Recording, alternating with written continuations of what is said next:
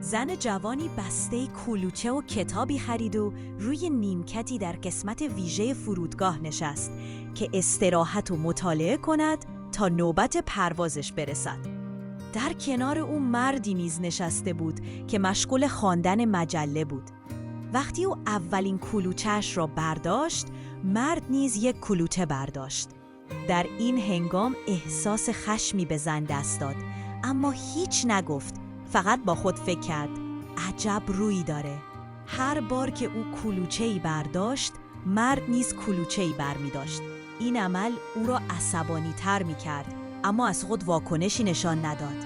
وقتی که فقط یک کلوچه باقی مانده بود، با خود فکر کرد حالا این مردک چه خواهد کرد؟ مرد آخرین کلوچه را نصف کرد و نصف آن را برای او گذاشت.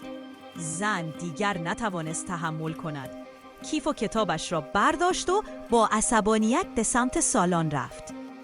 وقتی که در صندلی هواپیما قرار گرفت، در کیفش را باز کرد تا عینکش را بردارد که در نهایت تعجب دید بسته کلوچه‌اش دست نخورده مانده.